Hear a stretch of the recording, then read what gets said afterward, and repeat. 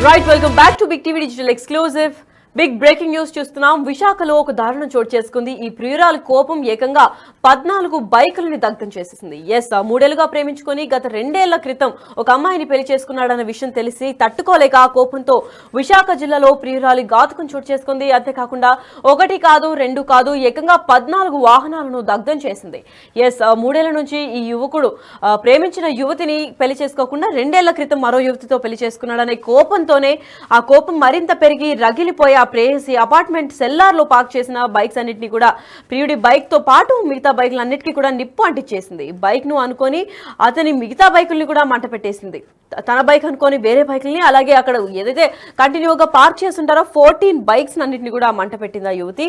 అయితే కారణం ఏంటి అంటే యువకుడికి అపార్ట్మెంట్ సెల్లార్ లో 14 వాహనాలు కూడా దగ్ధం చేసింది. 3 ఏళ్ల నుంచి నాతో లవ్ లో ఉన్నారు, 2 ఏళ్ల కిందర ఇంకొక అమ్మాయిని పెళ్లి చేసుకున్నారు అనే కోపంతోనే బైక్ నిప్పంటించాను అని చెప్పి కూడా ఒప్పుకుంది. అయితే ప్రస్తుతం సీసీటీవీ ఫుటేజ్ లో యువతి పనిని గుర్తించి అక్కడ ఉన్న పోలీసులు కూడా తనే నిందితురాలుగా కూడా గుర్తించి అరెస్ట్ చేశారు. ప్రస్తుతం ఎందుకు ఇన్ని బైకులకి నిప్పంటించింది అని అంటే కోపంతోనే నిప్పంటించాను, ఎందుకంటే అంతటి స్థాయిలో మీరు ఆ మంటలు చూడొచ్చు, ఏ స్థాయిలో అక్కడ ఫైర్ ఎక్స్టింగ్విషర్స్ కూడా వచ్చేసి ఫైర్ ఫైటింగ్ సిబ్బంది కూడా వచ్చేయాల్సిన పరిస్థితి ఎందుకు వచ్చింది.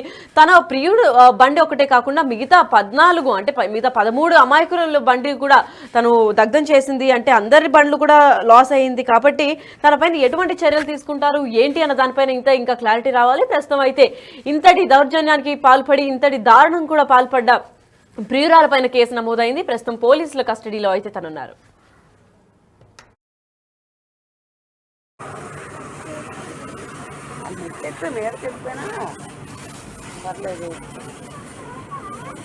ఎప్పుడైనా తలుపులు వేసుకొని బయటకు పోవాలి. అదే సార్ లీడర్స్ అది పేర్లన్నీ కావాలి.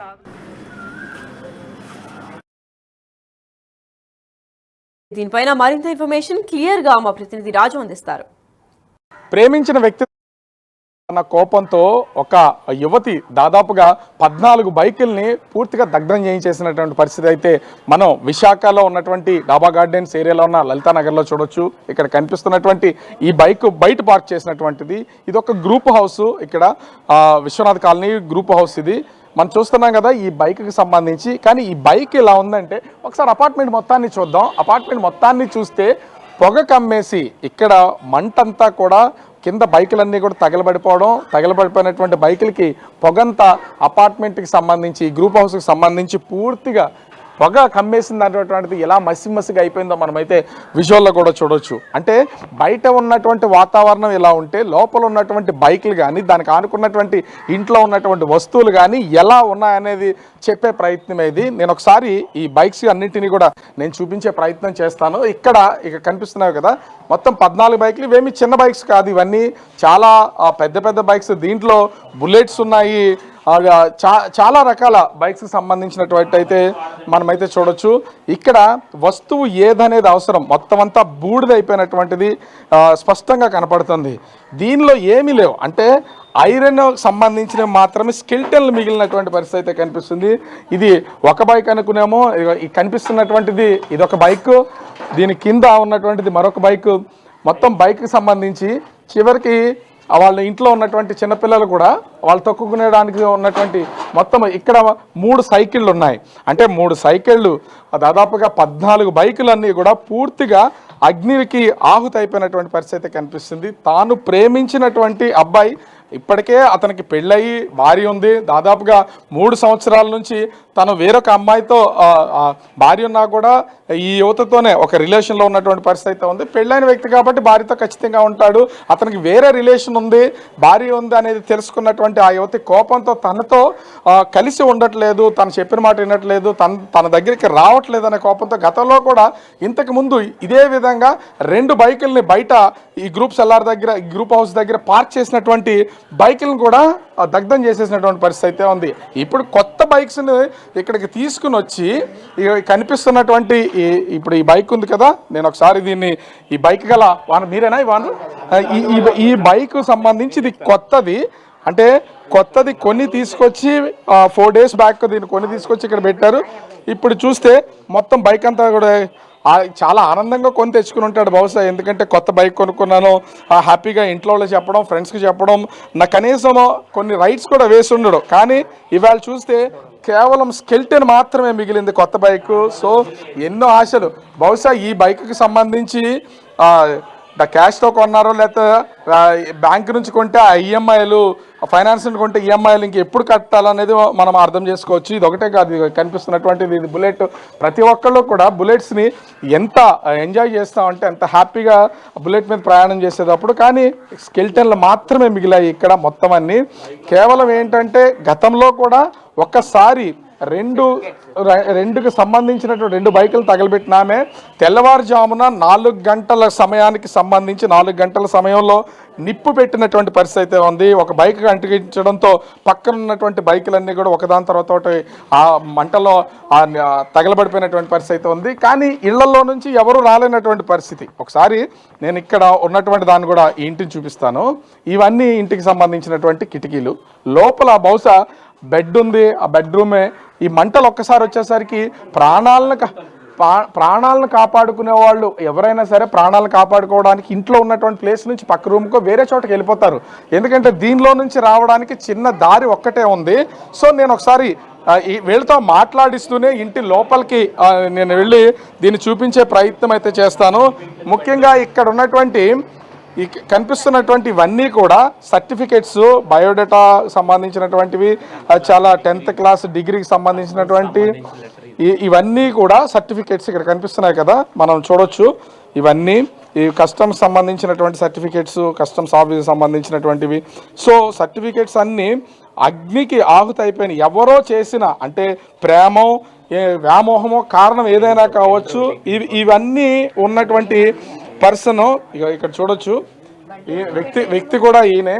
అంటే ఈ కనీసం ఈ సర్టిఫికేట్లన్నీ కనీసం వాటిని కాపాడుకుని బయటకు రావచ్చు అనే ఉద్దేశంతో బహుశా బయటకు వచ్చి ఉండొచ్చు వీటిని తీసుకుని. కానీ అప్పటికే ఇవన్నీ కూడా కాలిపోయినటువంటి పరిస్థితి ఉంది. సర్టిఫికేట్లు ఉన్నటువంటి వ్యక్తి కూడా నేను చూపించాను కదా, ఇంటికి సంబంధించి లోపల ఈయనే ఇల్లు మీదే కదా. ఈ సర్టిఫికేట్స్ అన్నీ కూడా మీవేనా?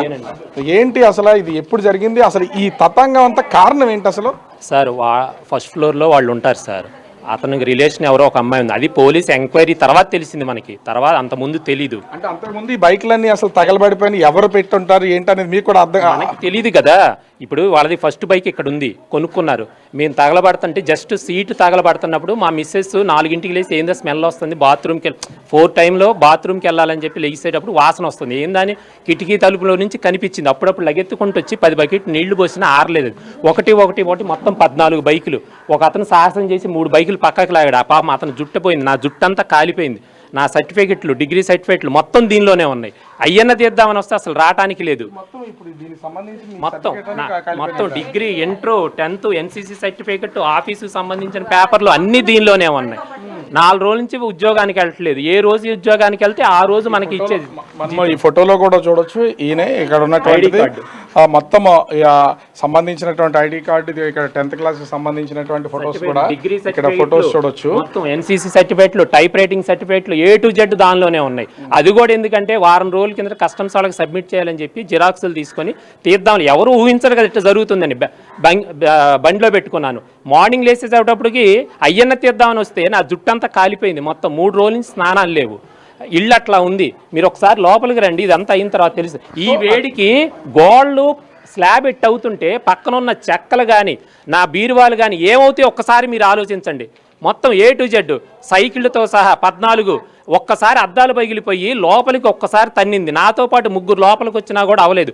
ఫైర్ ఇంజిన్ వాళ్ళు ఫోన్ చేసిన పావు గంటకు వచ్చారు కాబట్టి అది ఇట్లా ఉంది. ఇంకా వాళ్ళు ఒక అరగంట లేట్ అయితే పక్కనే నా కిచెన్ ఉంది, వంటగది, 2 గ్యాస్ బండ్లు, ఫుల్ బండ్లు ఉన్నాయి. అవి పేలిపోతే పక్కనే గ్రూప్ హౌస్కి సంబంధించి కరెంటు బోర్డు ఉంది, మీటర్ బోర్డు ఉంది, 12 మొత్తం 14 మీటర్లు ఉన్నాయి. అది కాలితే ఎవడు బాధ్యుడు? అసలు ఎందుకు ఆమె అంటే ఇంతకు ముందు చేసింది ఏమే చేసింది అనేది 2 బైకులు అక్కడ తగలబెట్టింది. అప్పుడు పోలీసు వాళ్ళు గట్టిగా స్ట్రాంగ్ గా ఎంక్వైరీ చేసి ఫుటేజ్ ఏది ఇప్పుడు చేసింది అప్పుడు చేస్తే ఆమె పట్టుకునేవాళ్ళు, అది క్లియర్ అయ్యేది. అది చేయకపోయాక ఇప్పుడు వాళ్ళేం అంటున్నారు, మీ ఎంక్వైరీలో ఉంది చేస్తున్నామన్నారు. వాళ్ళని మనం తప్పు పడతలేదు. ఆ రోజే కొంచెం గట్టిగా చేసినట్టయితే తెలుసుకున్నట్టయితే ఈ బాధలు ఉండవు కదా. ఇప్పుడు అతను కొనుక్కొని 4 రోజులైంది. ఈ బండి వల్ల 14 ఫ్యామిలీలు, వాళ్ళు బుల్లెట్లు 2 ఉన్నాయి, అందరూ కొత్త బళ్ళే, అందరూ దీనిలో ఓనర్లు ఉన్నారు, అద్దెకుండే వాళ్ళు ఉన్నారు. ఒక్కసారి ఆ అమ్మాయి గనక ఆ అమ్మాయిని నుంచో ఉంటేనే అప్పుడు తెలిసిద్ది. ఇప్పుడు నాకు దెబ్బ తగిలింది కాబట్టి నాకు నొప్పి తెలుస్తుంది. మిగిలిన వాళ్ళందరూ చూసి వెళ్తారు. 4 రోజుల నుంచి స్నానాలు లేవు. పిల్లకి 10th క్లాస్ చదువుతుంది, ఇంతవరకు ప్రిపరేషన్ లేదు. డిగ్రీ వాడు ఇంటర్మీడియట్ చదువుతున్నాడు, ఎగ్జామ్స్కి మళ్ళీ రేపు వచ్చే నెల ఎగ్జామ్స్ ఉన్నాయి, ప్రిపరేషన్ లేదు. ఎక్కడికి వెళ్తున్నామో తెలియదు. ఎవరు ఒకళ్ళ ఇంట్లోకి వెళ్ళి పండుకోవటం, ఒకళ్ళ ఇంట్లోకి వెళ్ళి తింటాం, వాళ్ళు టిఫిన్లు వస్తే టిఫిన్లు చేయటం. ఒక్కసారి మీరు లోపలికి రండి, ఇదిగో అసలు లోపలికి కూడా వెళ్దాం. ముఖ్యంగా ఇప్పుడు ఈ డాక్యుమెంట్స్ అన్ని ఏంటి, దేనికి సంబంధించి వాళ్ళ మీద ఏమైనా కేసు పెట్టారా, అసలు కేసుకి సంబంధించి ఏంటి ప్రిపేర్ చేస్తామండి. ఆల్రెడీ కేసు ఫైల్ చేశారు కూడా, అయిపోయింది. ఫస్ట్ జరిగిన సంఘటన ఏంటంటే, ఫస్ట్ చూడండి 7వ తారీఖు, ఇదిగోండి 7/3/2025 5:30 ప్రాంతంలో ఫస్ట్ అవ్వండి అక్కడ ఆ ఉన్న స్పాట్లో బండి 2 బళ్ళు కాల్చారండి. వాళ్ళే అనేది కన్ఫర్మ్ చేయలేదు. వాళ్ళు ఎవరికి ఎన్నిసార్లు అడిగినా సరే, ఆడికి ఎంత బతిమలాడిని అడిగినా కూడా ఆడు పోలీసులకు సహకరించలేదు. నాకు ఎవరితో గొడవ లేదు, ఏమీ లేదు, ఇదే కంటిన్యూస్ చేశారు. అబ్బాయి అన్నాడు. అంటే ఎంక్వైరీకి ఎన్నిసార్లు రిక్వెస్ట్ చేసినా మాత్రం వాళ్ళు చెప్పట్లేదు, అంటే ఏమి మాకేం లేదు అంటే, ఇన్సూరెన్స్ లేవు బళ్ళకి, అందువల్ల టేక్ టీజ్గా వాళ్ళు ఉగిలిసుకున్నారు బండి. తర్వాత ఇదిగోండి ఈ బండి ఎన్ఎస్ బండి అని కొన్నారన్నమాట. కొన్ని 3 రోజుల తర్వాత తెచ్చి ఈ బండి వల్ల ఫస్ట్ ఈ బండికి నిప్పంటించారు. సో ఇది ఇప్పుడు 29వ తారీఖు జరిగింది. ఇదిగోండి 29/4:20 ఈ సంఘటన జరిగింది. ఈ చూసిన 10 నిమిషాల్లో వీళ్ళు చూశారు కాబట్టి సరిపోయింది. ఇంకొక 10-15 నిమిషాల్లో ఫైర్ ఇంజన్ రాపోతే మొత్తం తగ్గిన ఆగుతైపోతాం.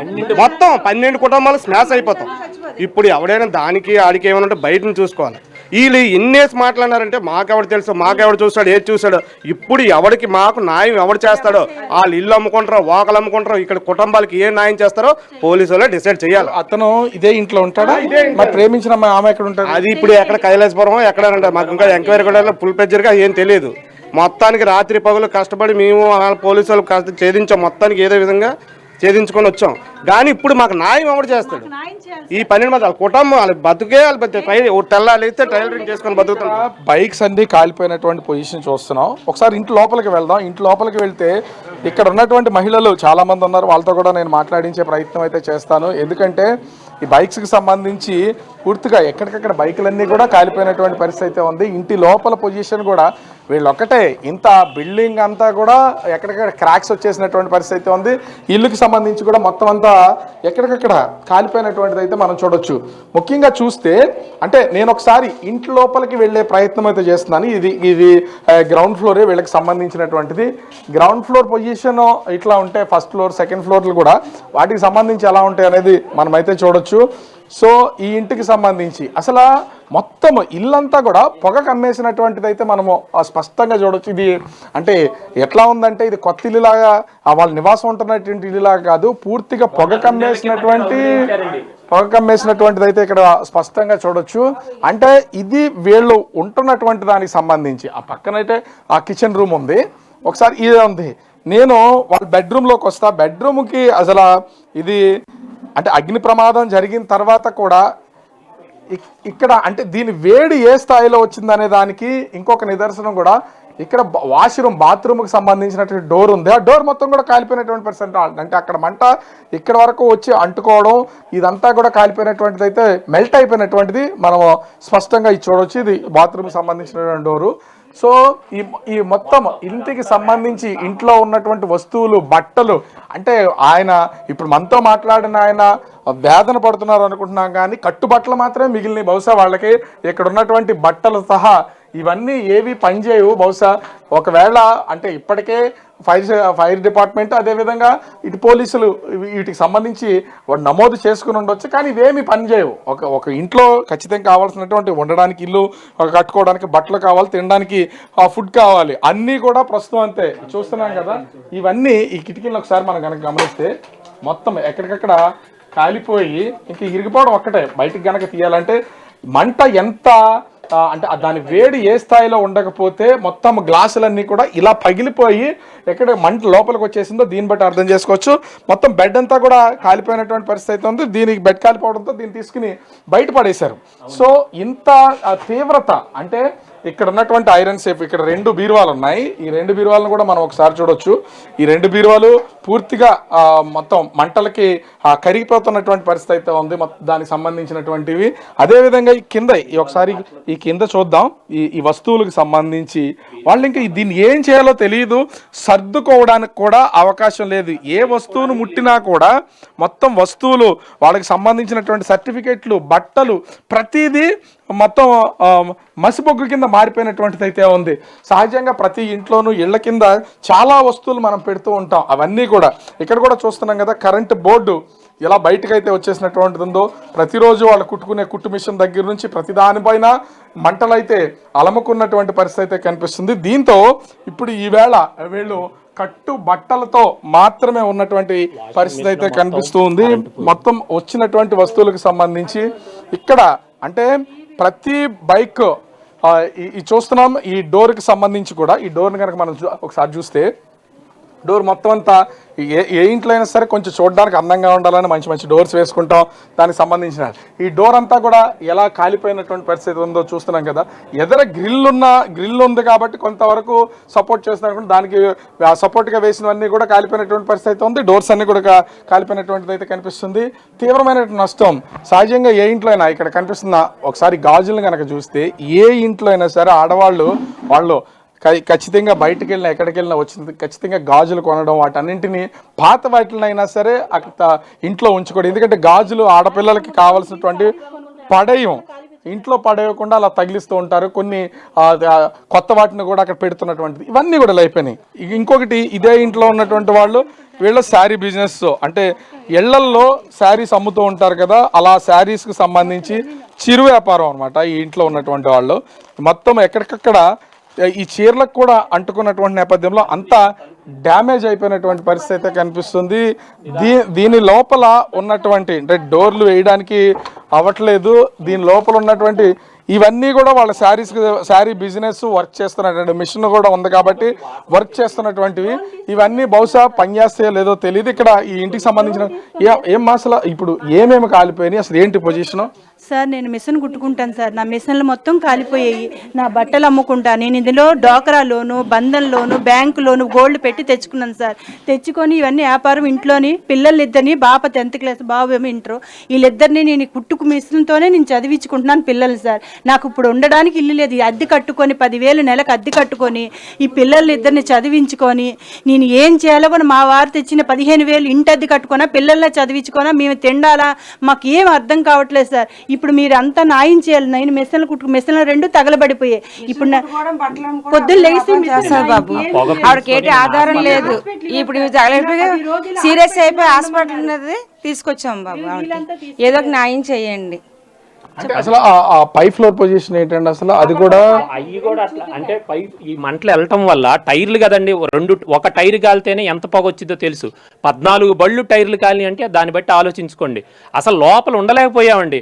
ఏదైనా తీసుకొచ్చి లాగుదామన్నా కూడా రాకపోతే మా 12 కుటుంబాల్లో నా సర్వనాశనం మాకు శ్రమాలతో ఉంది సార్. ఇప్పుడు దీనికి మాత్రం నాకైతే డాక్టర్ వారం రోజులు హాస్పిటల్లో ఉండమన్నారు. నేను ఉండలేక నా పిల్లలు 10th క్లాస్ ఎగ్జామ్స్ రేపు ఏం చేయాలో తొయ్యక నేను వచ్చాను. దీనికి పరిస్థితి పరిష్కారం చేస్తారా, మమ్మల్ని సవమంటారా, మీ ఇష్టమే. దీనికి న్యాయం చేస్తే నేను బతుకుంటాను. ఎవరో చేసినటువంటి తప్పు చేయాలండి. అతను ఎవరో చేసిన తప్పు అసలు ఇంత మంది జీవితాలకి సంబంధించి ఎవరో చేసిన అమ్మాయి వల్ల అబ్బాయి వల్ల వాళ్ళు బాగానే ఉన్నారు, వాళ్ళకి ఏమీ అవ్వలేదు సార్.